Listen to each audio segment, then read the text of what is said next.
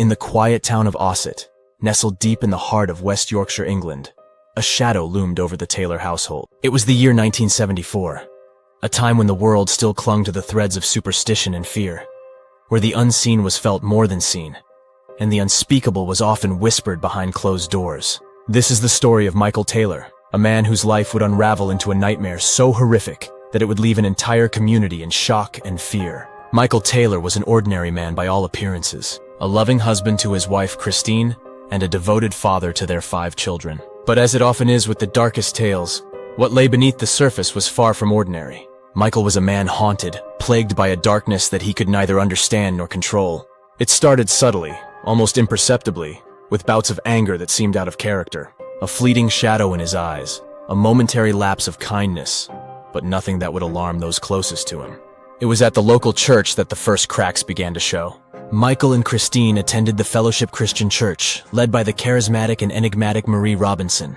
Marie was a woman of strong faith, but there was something about her that made people uneasy, a certain intensity that seemed to border on fanaticism. She claimed to have a special connection with the divine, and it was through her that Michael began to change. At first, Marie's influence on Michael seemed positive. He became more involved in the church, attending prayer meetings and participating in spiritual healing sessions.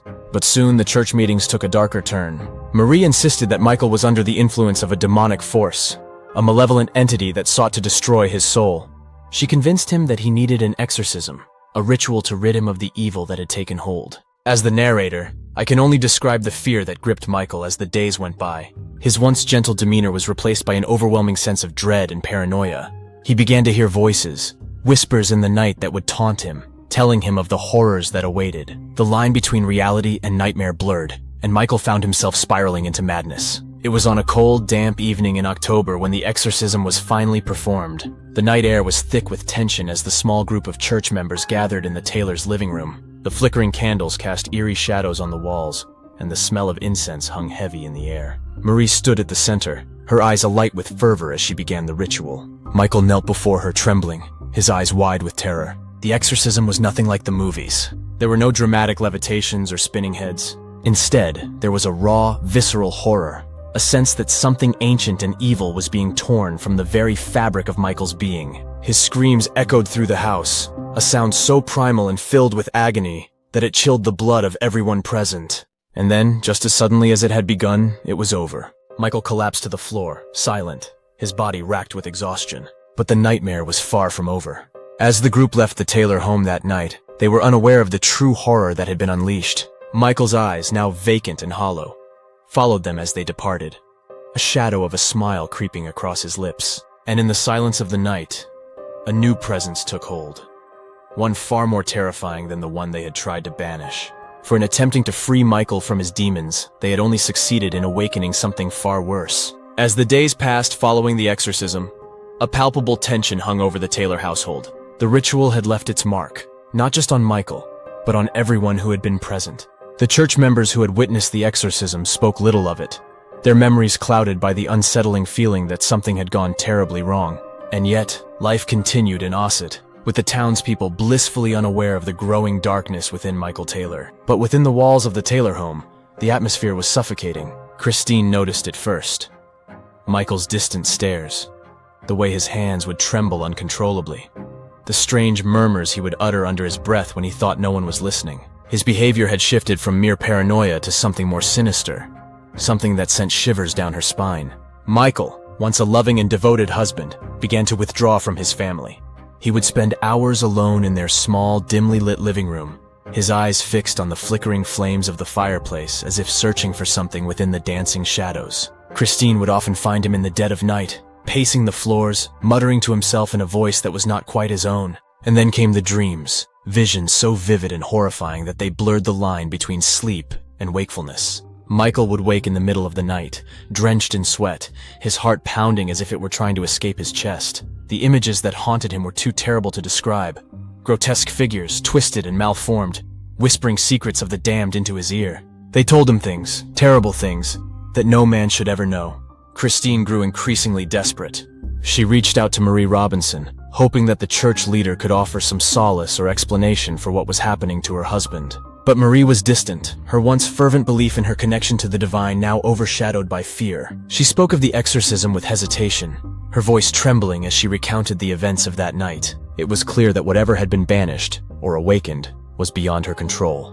One evening, as the sun dipped below the horizon, Christine found Michael in the living room once again, staring into the fire. But this time, something was different. The air was thick with a sense of impending doom, and Christine felt a cold dread settle in the pit of her stomach. She hesitated, unsure whether to approach him, but something compelled her to move closer. "Michael," she called out softly, her voice trembling. He did not respond. She stepped closer, her heart pounding in her chest. "Michael, please, talk to me!" At that moment, Michael turned to face her, and Christine's blood ran cold. His eyes, once warm and full of life, were now black voids, empty, soulless, and terrifying. A twisted smile spread across his face, and when he spoke, his voice was a low, guttural growl that was not his own. "Christine," the voice hissed, sending a chill down her spine. "I know what you did." Christine stumbled backward, her mind reeling with terror. This was not her husband. This was something else, something evil that had taken hold of him. She could feel its presence, a malevolent force that seemed to fill the room, pressing down on her, suffocating her. "Get away from me!" she screamed, her voice breaking as she turned and fled from the room. As she ran down the hallway, she heard Michael's laughter echoing behind her, an eerie, hollow sound that seemed to come from the very depths of hell.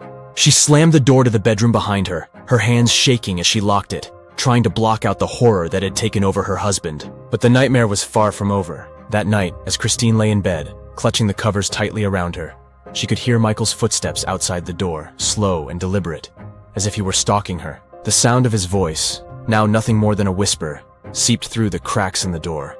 Words that made no sense, but filled her with an overwhelming sense of dread. And then, as the clock struck midnight, the whispering stopped. Silence fell over the house, and for a brief moment, Christine allowed herself to hope that whatever had possessed Michael had finally left him. But just as she began to relax, a loud sudden bang shattered the silence, followed by the sound of something, or someone, scratching at the bedroom door. Christine's heart leapt into her throat as she sat up in bed, her eyes wide with terror.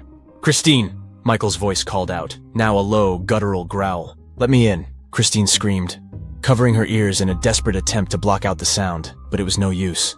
The scratching grew louder, more frantic, as if whatever was on the other side of the door was trying to claw its way in. And then, as quickly as it had started, it stopped. Silence once again filled the room, and Christine dared to breathe. But before she could fully grasp what had happened, the door burst open with a force that sent it crashing into the wall. Standing in the doorway was Michael, his face twisted into a grotesque mask of rage and madness. His eyes, those black empty voids, locked onto Christine with a malevolence that sent her reeling backward. As he stepped into the room, Christine could feel the air grow colder, the temperature plummeting as an overwhelming sense of terror gripped her. Michael raised his hand, and in it, she saw the glint of something sharp, something that sent a fresh wave of horror crashing over her. "Michael, please!"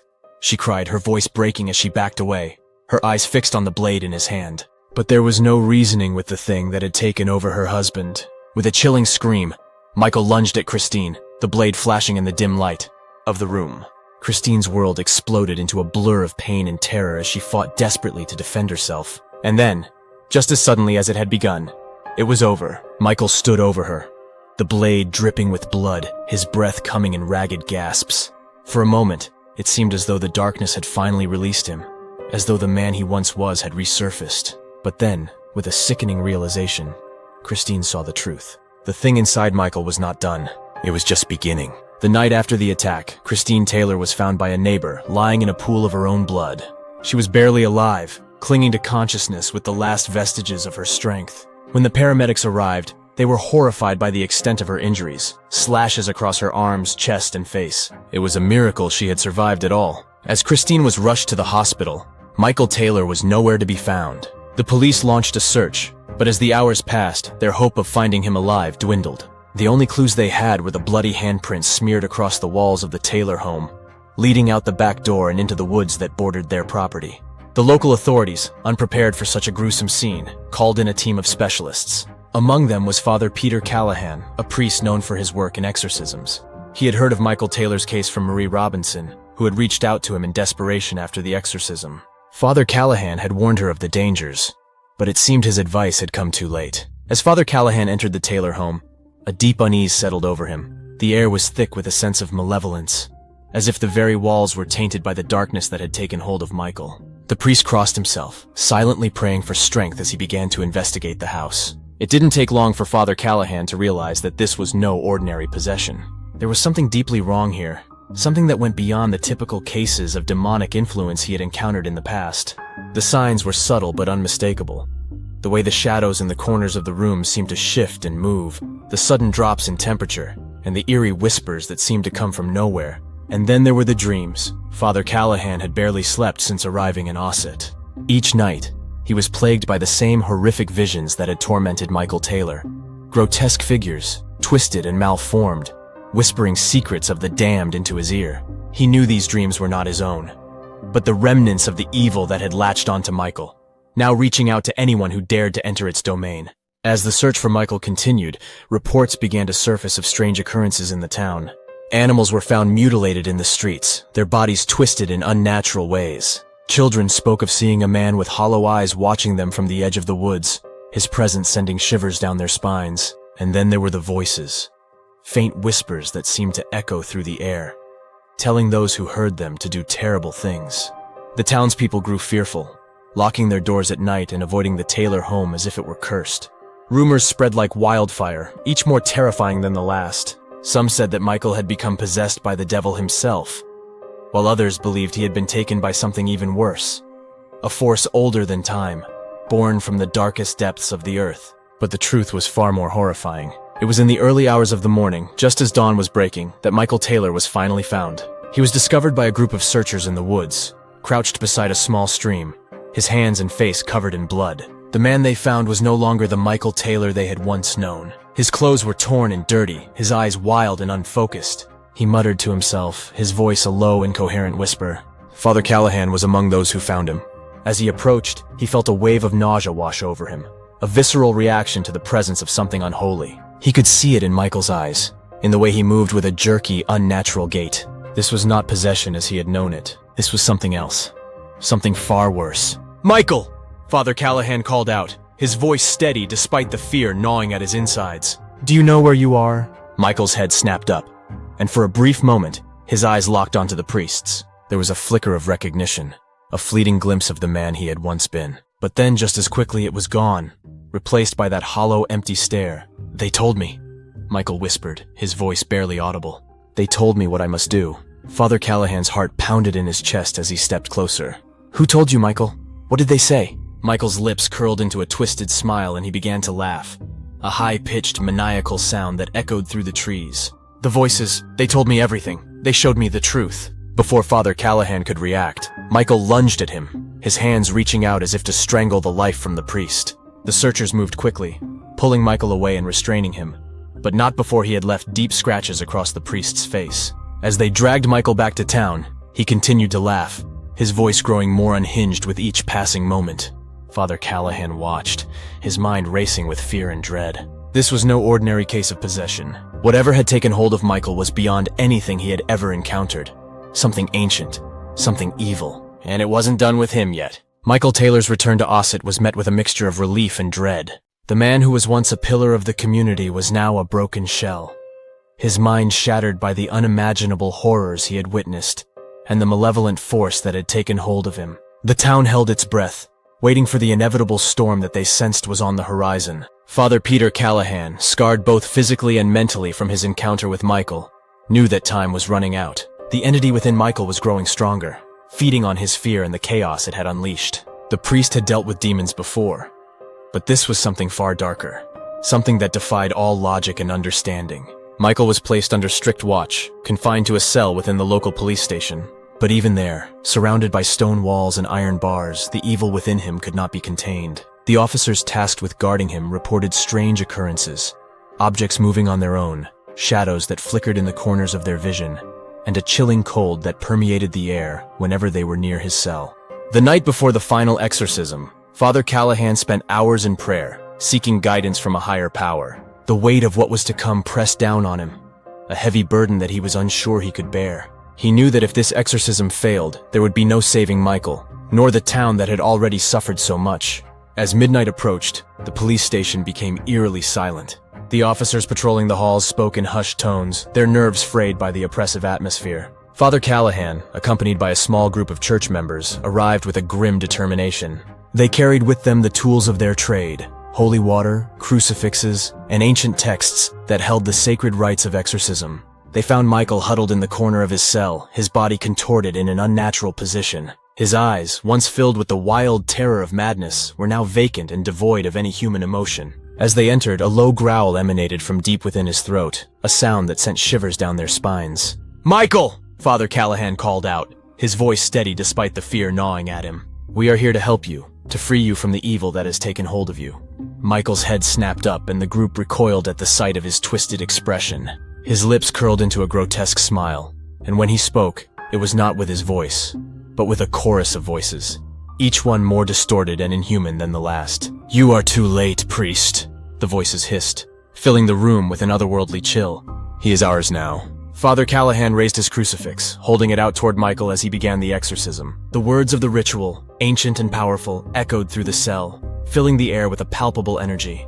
Michael's body convulsed violently, his screams reverberating off the walls as the entity fought to maintain its hold on him. The room darkened, the flickering lights casting long, distorted shadows that seemed to writhe and twist with a life of their own.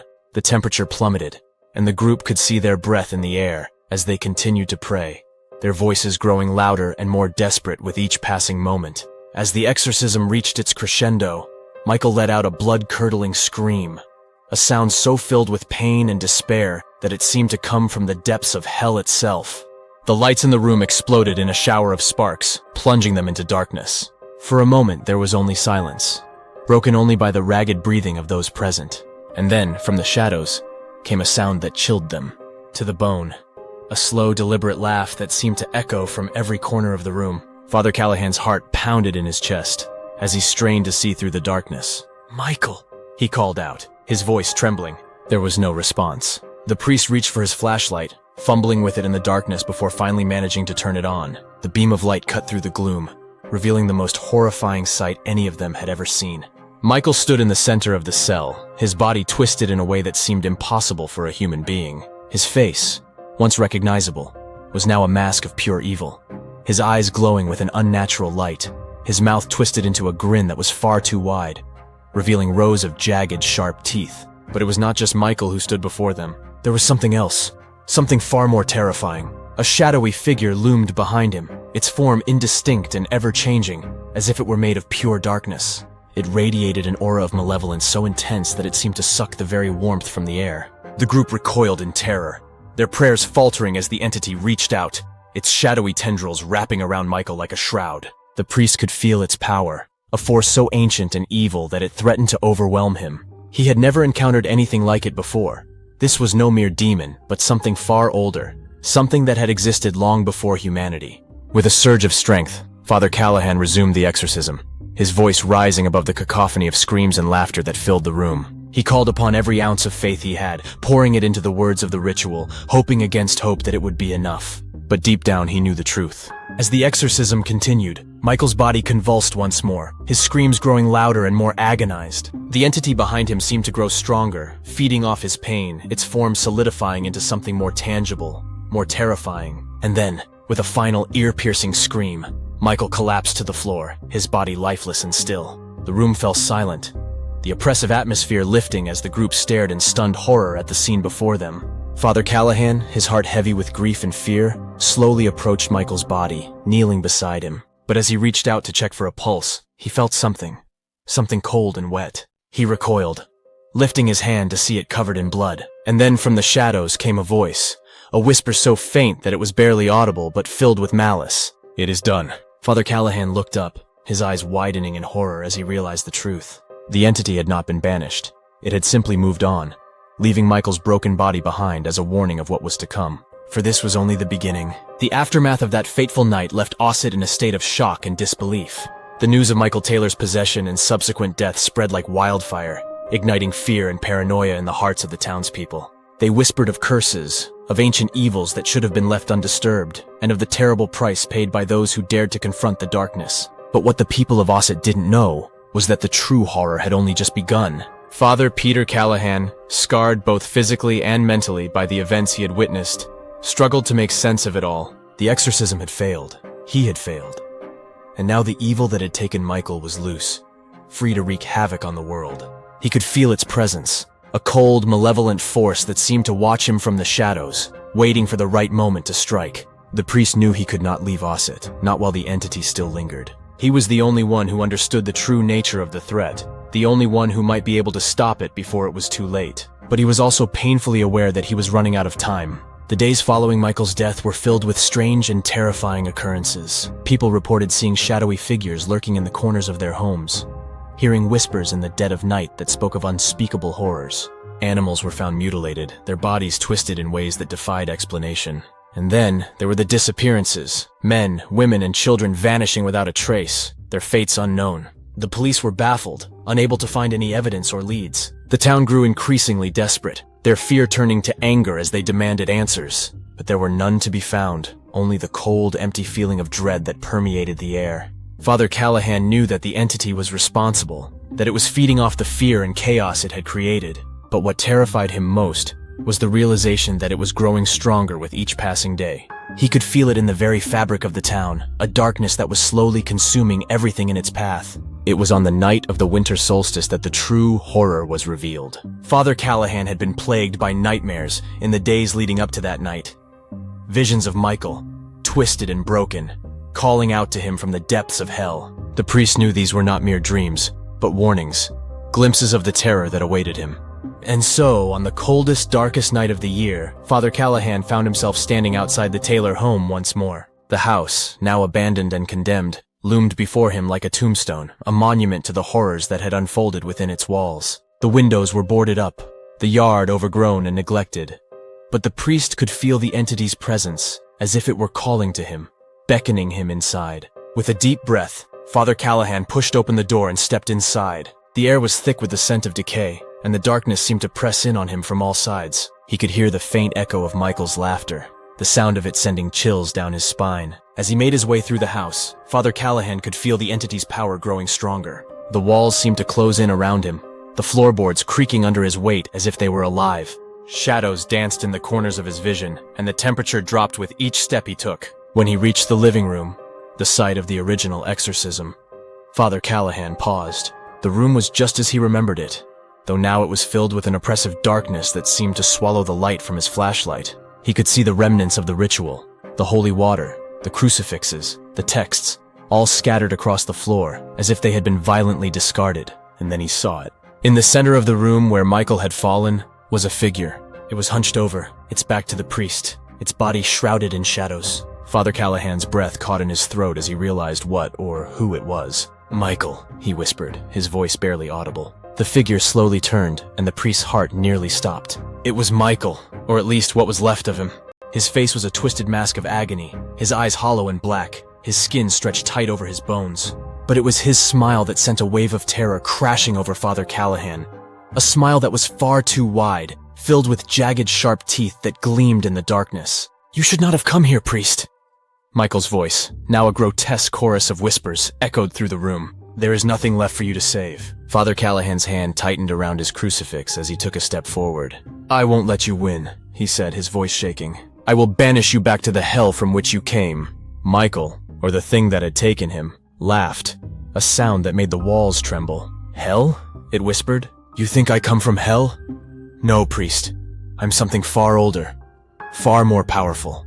The shadows in the room seemed to pulse and writhe as the entity spoke, and Father Callahan felt a wave of nausea wash over him. He knew he was in the presence of something far beyond his understanding, something that should never have been disturbed. With a surge of desperation, the priest began to recite the exorcism once more, his voice trembling as he called upon the power of the divine. But the words seemed to have no effect. The entity only laughed, its form growing larger, more terrifying with each passing moment. And then, in a blur of motion, it was upon him. Father Callahan barely had time to react as the entity lunged at him, its shadowy tendrils wrapping around his body, constricting him, crushing him. He gasped for breath, his crucifix slipping from his grasp as the darkness engulfed him. For a moment he thought he was going to die, but then, just as suddenly, the entity released him, sending him crashing to the floor. The priest lay there, gasping for air, his vision swimming as he tried to make sense of what had just happened. And then he heard it. A voice, faint and distant but unmistakable. "Run!" Father Callahan's heart pounded in his chest as he struggled to his feet. The voice was Michael's, his real voice, pleading with him, begging him to leave. "Run, Father," Michael's voice whispered. "It won't let you live." The priest staggered toward the door, his legs weak, his mind reeling. He could feel the entity's presence behind him, its malevolent gaze boring into his back as he stumbled through the house. The walls seemed to close in around him, the shadows reaching out to pull him back, but he forced himself forward, his only thought to escape. As he reached the front door, Father Callahan felt a surge of relief. He could see the faint light of dawn breaking on the horizon, a glimmer of hope in the darkness. But just as he was about to step outside, the door slammed shut, trapping him inside. The entity's laughter filled the air, a sound so filled with malice that it made Father Callahan's blood run cold. He turned to face it, his heart pounding in his chest, knowing that there was no escape. "You cannot run from me, priest!" the entity hissed, its form shifting and twisting in the darkness. "You belong to me now." But just as the entity prepared to strike, the house was suddenly flooded with light. Blinding, brilliant light that seemed to burn away the shadows, leaving nothing but an empty room. The entity let out a scream of rage, its form dissolving into smoke as it was banished back to the void from which it came. Father Callahan collapsed to the floor, gasping for breath, his body trembling with exhaustion. He had no idea what had just happened, or how he had been saved. But he knew one thing for certain. The entity was gone. But as he lay there staring up at the ceiling, he couldn't shake the feeling that something was still wrong. The house was empty, silent, but there was a presence, something that lingered, just out of sight. And then from the corner of the room, he heard it, a soft, barely audible whisper that sent chills down his spine. "We are never truly gone, Father. We are always watching, always waiting." Father Callahan's heart skipped a beat as he realized the truth. The entity had not been destroyed. It had only retreated, waiting for its next victim, its next opportunity to return. And as he left the house, the sun rising on a new day, he knew that the nightmare was far from over. The tale of Michael Taylor is one of horror, madness, and a darkness that cannot be banished. Though the entity was driven back, it remains, lurking in the shadows, waiting for the moment when it can strike again. For in the world of the unseen, the forces of evil are always watching, always waiting for the chance to return. And when they do, the terror will be unlike anything you have ever known.